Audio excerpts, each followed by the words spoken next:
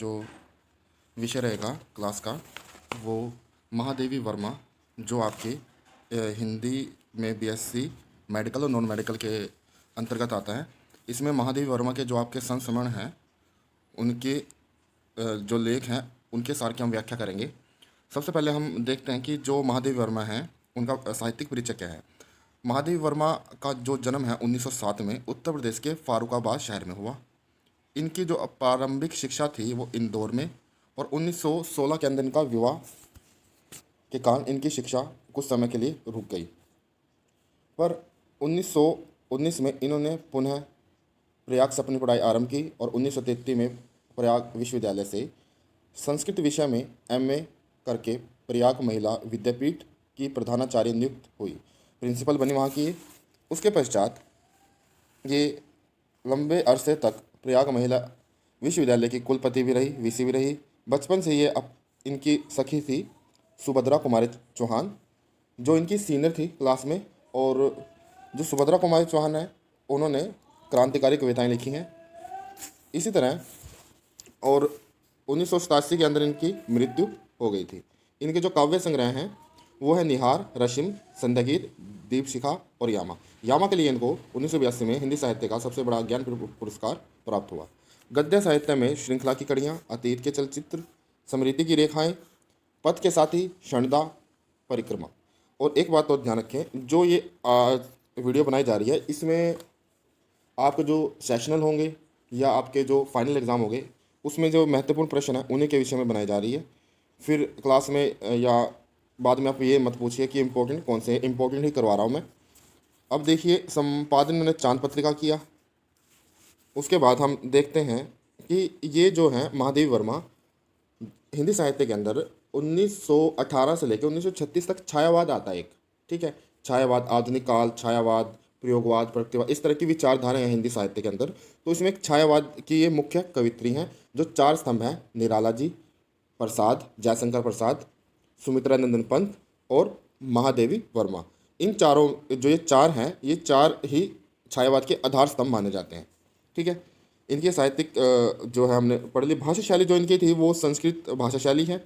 अब देखिए, अब जब ये संस्कृत में इन्होंने एमए किया है तो जब ये लिखेंगे तो उसमें क्या जो तत्सम कौन से शब्द होते हैं जो संस्कृत भाषा से बिना किसी बदलाव के हिंदी भाषा में के ज्यों के त्यों आ गए, उन्हें बोलते हैं तत्सम। जब हम इनके गद्यांश जो पद्यांश हैं पढ़ेंगे तो उसमें नीचे हमें लिखना होता है ना, जैसे कि इसमें विशेष, जो नीचे विशेष, तो आप ये भी लिख सकते हैं कि भाषा सरल, सहज, भावपूर्ण और साहित्यिक खड़ी बोली थी। भाषा में तत्सम और तद्भव, तद्भव शब्द कौन से होते हैं जो संस्कृत भाषा से आते आते हिंदी भाषा तक क्या उनमें बदलाव आ गया, ठीक है। जैसे जल है, तत्सम शब्द पानी हो जाएगा, तद्भव शब्द, ठीक है। तो यहाँ पे जैसे संस्कृत थी, उसके बाद पाली आई, फिर प्राकृत आई, फिर अपभ्रंश आई, अपभ्रंश से फिर खड़ी बोली आई। तो इस तरह जो एक सीक्वेंस था उसमें जो परिवर्तन होते हुए जो शब्द आते हैं वो होते हैं तद्भव, और जो बिना किसी बदलाव के आते हैं उन्हें बोलते हैं तत्सम शब्द। उसके बाद हम देखते हैं, और एक चीज़ और याद रखिए जी, आप जैसे अभी हम इसमें दद्दा संस्मरण पर पढ़ेंगे।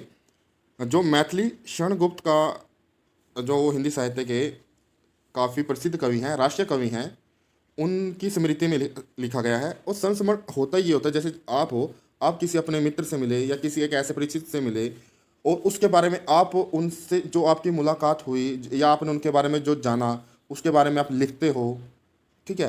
तो वो होता है संस्मरण। हम उसको याद कर रहे हैं, इस तरह का उनका चरित्र था, इस तरह का वो दिखते थे, उनमें ये खूबी थी, उनमें ये बुराई थी, थोड़ा इस तरह की गद्य विधा है। अब देखिए, दादा संस्मरण जो दद्दा है, दद्दा संस्मरण महादेवी जी ने राष्ट्र कवि श्री मैथिली शरण गुप्त जी के आधार बनाकर लिखा। इस संस्मरण में उन्होंने मैथिली शरण गुप्त जी के जीवन के अनेक छुए अनछुए पहलुओं पर अपनी साहित्यिक दृष्टि से प्रकाश डालते हुए उनकी चारित्रिक, सामाजिक, आर्थिक, धार्मिक और साहित्यिक विशेषताओं पर प्रकाश डाला। और संस्मरण का सार इस प्रकार है। देखिए, आप जब एग्ज़ाम, फाइनल एग्ज़ाम के लिए या फिर सेशनल के लिए आपको ये पता होना चाहिए कि जो हम पद्यांश पूछेंगे वो कौन से संस्मरण से हैं। आपके जो संस्मरण है महादेवी वर्मा ने लिखे हैं, एक ही चीज़ आपने याद करनी है। देखिए जैसे प्रस्तुत गद्यांश हिंदी की पाठ्य पुस्तक संस्मरण से संकलित दद्दा से उद्धृत हैं और इसकी जो रचयिता है प्रसिद्ध छायावादी कवि या लेखिका महादेवी वर्मा है। इस संस्मरण में राष्ट्रकवि जैसे मैथिली शरण गुप्त या निराला या सुभद्रा कुमारी चौहान, जो भी आपको क्या है, आप अगर सार भी पढ़ लोगे ना, और जब इसको आप जो 4-5 लाइनें आपकी जो है गद्यांश की आएंगी, तो आपको पता होना चाहिए भी इस उसमें से इस लेखक के बारे में बताया जा रहा है। ठीक है, जो जो इंपॉर्टेंट करवाया जाएगा उसको आप पूरी वीडियो को देखिए, क्योंकि लास्ट में भी कुछ क्वेश्चन होते हैं जो बताने होते हैं, तो पूरी वीडियो को देखिए। और उसके बाद देखिए इसमें क्या है, हम शुरू करते हैं। लेखिका ने इस प्रश्न का ठीक ठीक उत्तर नहीं जानती कि मैथिली शरण गुप्त जी को वह कब से जानती हैं, परंतु उसे इतना अवश्य जब वह इतना उन्हें अवश्य याद है कि जब वह कवि बनने का प्रयास कर रही एक बेसुध बालिका थी, तभी से वह उन्हें जानती है। एक बार लेखिका को पढ़ने वाले पंडित जी ने उनके समक्ष एक काव्य पंक्ति मेघ बिना जल वृष्टि भई है का पाठ किया। लेखिका यह सोचकर कि बादल के बिना वर्षा कैसे हो सकती है, पहले तो काफ़ी उद्धेड़ बुन में रही, परंतु उन्हें उन्हीं दिनों उनका परिचय सरस्वती पत्रिका, उस वक्त क्या था 1900 जब 1907 में उनका जन्म हुआ था, तो उस वक्त साहित्य की सबसे बड़ी पत्रिका जो मानी जाती थी वो सरस्वती थी, क्योंकि उस पत्रिका ने व्याकरणिक दृष्टि से हिंदी साहित्य के जो लेखकों हैं उनको में सुधार किया, उनकी शैली में सुधार किया, तो काफ़ी अच्छी पत्रिका मानी जाती थी, जो जिनके संपादक थे महावीर प्रसाद द्विवेदी। तो पत्रिका में छपने वाली गुप्त जी की खड़ी बोली की रचना से हुई उन कविताओं में गुप्त जी ओहो कहो आदि शब्दों के तुक बनाकर कविताएं लिखा करते थे, अतः लेखिका ने भी उन्हीं का अनुकरण करते हुए अपने पंडित जी द्वारा कही गई काव्य पंक्ति का कायाकल्प इस रूप में किया। हाथी ना अपनी सूंड में यदि नीर भर लाता अहो, तो किस तरह बादल बिना जल वृष्टि हो सकती कहो। तो यहाँ ये कह रही हैं जो लेखिका है, वो यहाँ ये कह रही हैं कि जो हाथी है उसमें उस सूंड में पानी भरा उन्होंने, हाथी ने, और वो क्या छोड़ते हैं, देखा होगा ना आपने कि वो जब हाथी सूंड से पानी छोड़ते हैं तो बरसात की तरह होती है, तो बिना बादल के क्या हो गया, बरसात हो गई। लेखिका जितनी गुप्त जी की रचनाओं से परिचित हैं उतने ही गुप्त जी से नहीं, मतलब कि वो उनकी रचनाओं से तो परिचित हैं पर उनसे वो इतना मिली नहीं कि उनको हम कह सकें। फिर भी लेखिका गुप्त जी को जितना जानती हैं, उनके अनुसार गुप्त जी का बाह्य स्वरूप का बड़ा साधारण है। उनका कद मंझोला है, मतलब छोटे कद के हैं थोड़ा, शरीर छरछरा है, रंग हल्का सांवला है। वे गांधी टोपी पहनते हैं, धोती कुर्ता जैसी शुद्ध भारतीय पोशाक पहनने वाले हैं, गले में तुलसी कंठी धारण करते हैं। उनका स्वभाव अक्रोधी, मतलब क्रोध नहीं करते, निश्चित और सहुण है, मतलब कि सबकी प्रेम से रहते हैं सबके साथ। उनमें अहंकार तथा निष्ठुरता का लेश नहीं है, तथा वे उन्मुक्त हंसी हंसना जानते हैं। उनकी हंसी उन्हीं उनकी हंसी उन्हें किसी के निकट अपरिचित नहीं रहने देती। उनमें गहरी सहानुभूति तथा तटस्था, विवेक और स्थायी संगम है, क्योंकि वो इतने हंसमुख हैं तो जहाँ भी जाते हैं सबके हो जाते हैं। गुप्त जी एक ऐसे संस्कारी और प्रतिष्ठित परिवार से उत्पन्न हुए थे कि उस समय अर्थ संकट, मतलब कि जो उनका आर्थिक संकट, धन से संबंधित, पैसे से संबंधित का शिकार था। उनके पिता भी कवि थे। वो ये सुख ही नहीं आएगा यहाँ पे, जैसे जो है ना, ये गलत प्रिंट हो रहा है, ये जो है सुख ही नहीं आएगा, यहाँ पे सखी है, ये सखी संप्रदाय है कृष्ण का, कृष्ण भक्ति से संबंधित सखी संप्रदाय है। सखी जो सहेली होती है ना, सखी संप्रदाय है वो है ये। तो सखी संप्रदाय के उपासक थे। गुप्त जी का पालन पोषण एक ऐसे परिवेश में हुआ था जिसके कारण उनके व्यक्तित्व में गजब का संतुलन देखने को मिलता है। यही कारण है कि उनके संबंध में एक व्यक्ति का मत दूसरे का विरोधी हो तो आश्चर्य की कोई बात नहीं। शिक्षा संबंधी परीक्षाओं में वे शीघ्र ही मुक्त हो गए थे, उन्होंने ज़्यादा शिक्षा नहीं की थी, इसका मतलब यह है।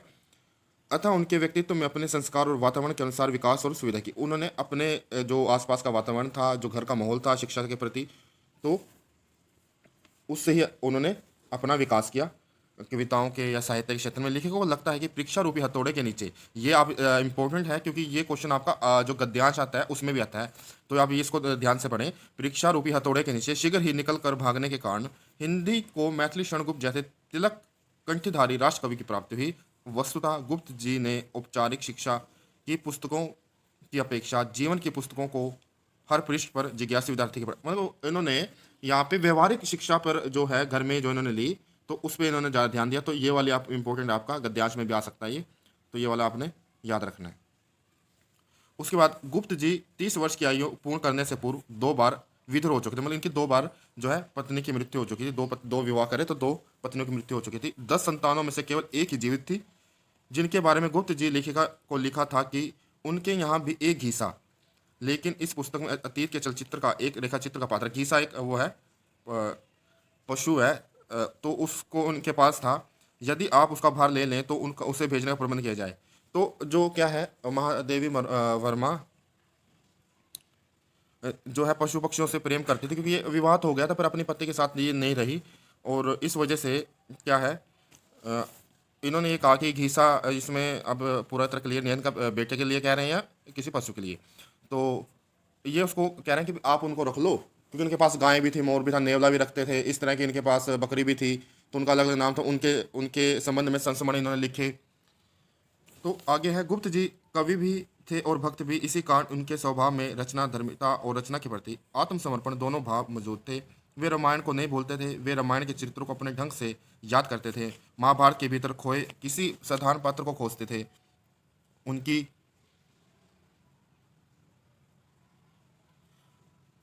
उनके साहित्य में जो नया है उसका मेरुदंड पुराना है, मतलब कि जिसकी रीढ़ है, जो बैकबोन है वो पुराना है, पर साहित्य नया है। जब उन्होंने पुरानी कथाओं को महाभारत से जैसे उन्होंने रामायण से साकेत जो कि उर्मिला की जो उर्मिला है लक्ष्मण की पत्नी है, उस पर महाकाव्य लिखा जो काफ़ी प्रसिद्ध हुआ। इस तरह से इन्होंने जयद्रथ वध लिखा महाभारत के उस पर। तो उनका जो आधार था साहित्य का वो तो पुराना रहा, परंतु जो परिवेश था वो आधुनिक रहा। वो उन्होंने जो हमारे राष्ट्रकवि हैं, तो जो उस वक्त की तत्कालीन समस्याएं थी, जो परिस्थितियां थी, उसके अनुसार इन्होंने कार्य किया। अपने सरल स्वभाव के कारण वे किसी साधारण द्वार पर उपस्थित हो सकते थे, परंतु स्वाभिमान के कारण संपन्न द्वारों से वे प्राय दूर रहे। वीआईपीज यहाँ के तभी वो इतने अच्छे कवि थे, वो किसी भी जो वीआईपीज थे उनके साथ रह के अपना जीवन यापन अच्छी तरह कर सकते थे। उनसे उनको जो है वेतन या कुछ और भी वृत्ति मिल सकती थी धन के रूप में, पर इन्होंने ऐसा नहीं किया। सभा सम्मेलनों आदि की अध्यक्षता करने में भी वे उन्हें घबराहट होती थी, क्योंकि वो स्पष्टवादी होने के कारण उनको जो है जो सम्मेलन होते थे उनमें मंत्रणा होती थी, उनको शामिल करना खतरे से, हालांकि वो साफ साफ कह देते थे। और सभा सम्मेलनों में आपने देखा ही होगा कि वहाँ झूठ ज़्यादा होता है, क्योंकि जो मंच पे बोलता है वो झूठ सबसे ज़्यादा बोलता है, सत्य तो कम ही बोलता है। तो यहाँ पे खतरा रहता था। वे गोपन शास्त्र में कि वो छुपा जो उनके अंदर है वही बोलेंगे, कि वर्णमाला को नहीं जानते थे। इसका मतलब क्या है कि वो झूठ बोलने को नहीं जानते, जो यथार्थ है जो सत्य है उसको ही बोलते थे। उनकी दृष्टि में वही रहता था जो उनके हृदय में रहता था। आर्थिक दृष्टि से उनकी खस्ता हालत के लिए इंडियन प्रेस भी दोषी है, उन जिसने उनकी पुस्तक रंग में भंग छाप कर उन्हें कुछ नहीं दिया। वस्तुतः वे अपने जो पिता की तरफ से या बड़े की तरफ से व्यवस्था का आर्थिक संकट, क्योंकि ऋण लिया हुआ था, तो उसके कारण क्या है वो उसमें फंसे रहे। सन 1942 के आंदोलन में अपने अकरज सहित अंग्रेजी बंदीगृह मतलब जेल में रहे वो, ठीक है। सदा विनम्र रहने वाले गुप्त जी ने जेल के कलेक्टर को भी अपनी फटकार से मायूस कर दिया। उनकी भावुकता कवि सामान्य थी, परंतु भावुकता के साथ चलने वाली कर्म तत्परता उनकी निजी विशेषता थी। उनमें संवेदनशीलता का वो सेंसिटिव अधिक थे, ठीक है, ये रहेगा। उसके बाद हम अंत में देखते हैं उनकी आस्था इतनी गहराई तक पहुंची थी कि उन्होंने किसी का विरोध का अभियान नहीं था। उनमें उस तर्कता का अभाव था जो दो भिन्न भिन्न विचारों वाले को नहीं मिलने देती थी। उनमें हीनता उच्चता की कोई ऐसी उलझन भरी ग्रंथि नहीं थी। उनमें ऐसा नहीं था भी कभी वो अहंकार में आ गए, कभी वो डिप्रेशन में चले, इस तरह की उनमें कोई ग्रंथि नहीं थी, कोई उसमें ऐसी तरह ग्रंथि नहीं थी कि वे अपनी प्रतिष्ठा को लेकर व्यस्त रहते। उनका जीवन तो समाज के हित और सुख के लिए समर्पित था। ये वो ऐसा कुछ नहीं था कि उनको कोई वीआईपी ट्रीटमेंट मिले इस तरह की, जो कि इतने बड़े कवि थे, राष्ट्र कवि थे। तो हम इसमें ये कह सकते हैं कि जो दद्दा है मैथिली शरण गुप्त, वो एक साधारण और धरती से या ज़मीन से जुड़े हुए राष्ट्र कवि हैं हमारे।